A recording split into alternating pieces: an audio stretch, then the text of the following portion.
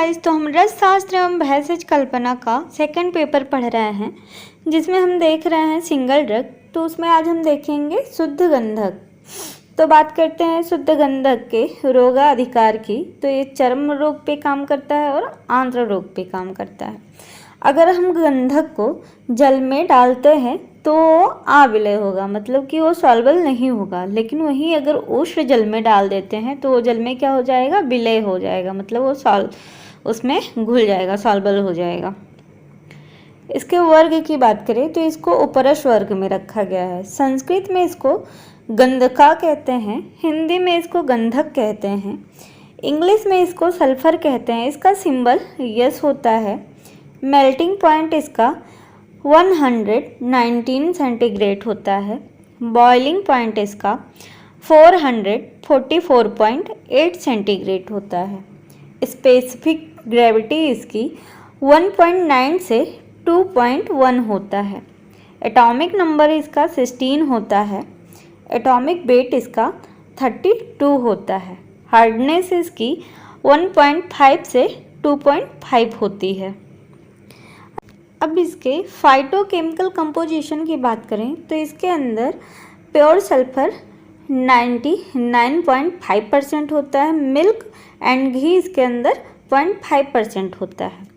इसके सल्फाइड में iron pyrite, copper pyrite, galena, cinnabar ये सब पाए जाते हैं। सल्फेट में इसके फेरस सल्फेट, कॉपर सल्फेट और जिप्सम पाया जाता है। अब इसके फार्माकोलॉजिकल एंड थेरापेटिक प्रॉपर्टी की बात करते हैं तो इसका रस कैसा होता है, कटु, तिक्त और कषाय होता है। गुड़ इसका उष्ण और सर होता है। बीर इसका उष्ण होता है। विपाक इसका मधुर होता है।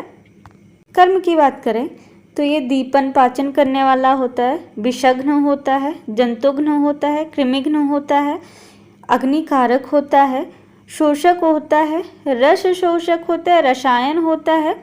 और ये क्या करता है तो पारद का भेदन करने के लिए इसका यूज़ किया जाता है और मूर्छना करने के लिए इसका यूज किया जाता है।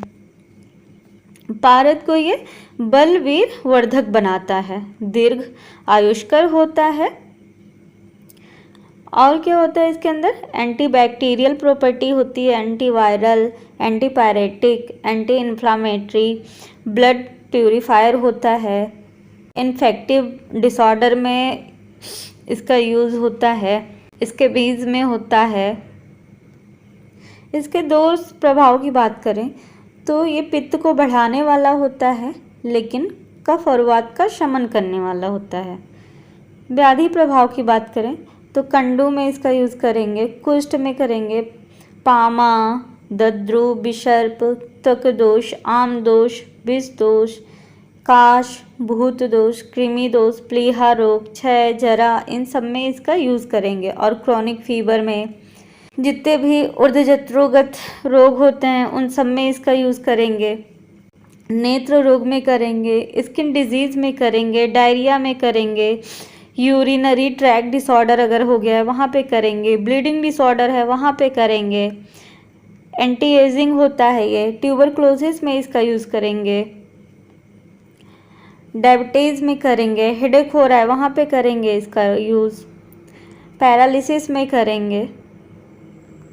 अब इसके मात्रा की बात करते हैं तो इसकी मात्रा हम 1 से 8 रत्ती लेते हैं, मतलब 1 से 3 ग्राम। अब इसके अनुपान की बात करें तो इसके अनुपान में दुग्ध देंगे, घृत, शहद, मक्खन देंगे और जो भी रोगानुसार हम क्वाथ या फिर सोरेसिस में देंगे, जैसे खदरा अरेस्ट हो गया, महामंजिष्ठा अरेस्ट हो गया, इस सबको हम कहाँ देंगे तो स्किन डिजीज़ में देंगे। अगर लीवर डिसऑर्डर है तो उसमें मंजिष्ठा क्वाथ देंगे, खदिर क्वाथ देंगे, कटुकी सोरस देंगे। अगर स्प्लीन डिसऑर्डर है तो उसमें रोहिता रिस्ट देंगे। अब अवस्थानुसार यूजेस की बात करें तो जो शुद्ध गंधक होता है उसका प्रयोग एज और हेल्थ कंडीशन ये सब देख के हमें करना चाहिए। अगर चिल्ड्रेन है, बच्चा अगर अप टू 5 ईयर है तो उसे हमें 250 mg पर डे हमें देना है, इससे ऊपर हमें नहीं देना है डोज इसकी। अगर 5 ईयर से 12 ईयर का बच्चा है तो उसे हम 250 mg से 1 ग्राम दे सकते हैं। अगर एडल्ट है तो उसको 1 से 3 ग्राम दे सकते हैं। काल मर्यादा की बात करें तो 2 से 6 मंथ तक होती है इसकी काल मर्यादा, और हमें रोग और रोगी के बलाबल के अनुसार देना है, और जब तक रोग शांत ना हो जाए, खत्म ना हो जाए, तब तक देना है भस्म को। सेवन काल की बात करें तो दिन में 2 बार हमें देना है, बिफोर या फिर आफ्टर मील देना है।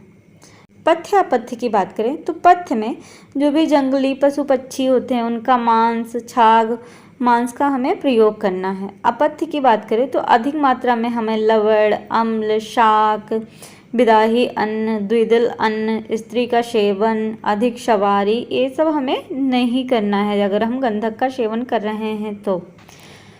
अब इसके साइड इफ़ेक्ट की बात करते हैं तो इससे लूज स्टूल हो जाता है, एब्डोमिनल क्रैम्प्स होने लगते हैं, ब्लॉटिंग होने लगती है। जो भी डायबिटिक पेशेंट है उनमें नहीं देना है हमें, कार्डियक पेशेंट में नहीं देना है, प्रेग्नेंट लेडी है तो उसको हमें नहीं देना है, लैक्टिंग मदर है तो उसको हमें नहीं देना है। ये सब क्या है, कंट्रा इंडिकेशन है। अब अशुद्ध, अपक्व, अविधि सेवनजन्य व्याधि की बात करते हैं तो गंधक में 2 प्रकार के मल पाए जाते हैं। कौन सा? एक शिलाचूड़, दूसरा विष। शिलाचूड़ मतलब जो बालू, कंकर, पत्थर हो गए, इन सबको शिलाचूड़ कहेंगे। विष में जैसे सांख्य विष हो गया। तो अगर हम अशुद्ध अपक्व गंधक का सेवन कर रहे हैं तो उससे कुष्ठ, ताप, भ्रम, पैतिक विकार उत्पन्न हो जाएंगे, और इसके वजह से रूप, सुख, बल, वीर की हानि हो जाएगी।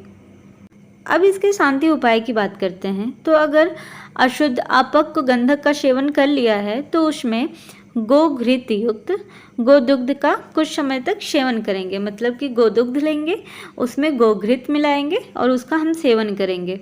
कुछ समय तक करेंगे तो उससे गंधक से जो उत्पन्न विकार हैं वो शांत हो जाएंगे। रिसर्च की बात करें तो इसके अंदर एंटी फंगल एक्टिविटी देखने को मिली है। अब इसके फार्मूलेशन की बात करते हैं तो कजली का हम यूज़ कहाँ करते हैं तो अनेक प्रकार के रसों को बनाने के लिए और धातुओं के मारण के लिए हम इसका यूज़ करते हैं। गंधक चूर्ण की बात करें तो एनाल्जेसिक, डायबिटीज़, स्किन डिसऑर्डर में इसका यूज़ करते हैं। मकरध्वज ध्वज की बात करें तो हार्ट टॉनिक के रूप में इसका यूज़ करते हैं। इम्यूनिटी बूस्टर के रूप में इसका यूज़ करते हैं। रस कपूर की बात करें तो कृमि विष को नष्ट करने के लिए इसका यूज़ करते हैं। त्वचा और रक्त दोष को शांत करने के लिए इसका यूज़ करते हैं। गंधक रसायन की बात करें तो एलर्जी में, शीत पित्त मतलब आर्टिकेरिया में इसका यूज़ करते हैं। गंधक द्रुति की बात करें तो जो भी स्किन डिजीज़ होते हैं वहाँ पे इसका यूज़ करते हैं। गंधक मलहर की बात करें तो रिंगवर्म में इसका यूज़ करते हैं। गंधक वटी की बात करें तो अग्निमांद में इसका यूज़ करते हैं। तो आज का हमारा टॉपिक यहीं पे समाप्त होता है। Thank you.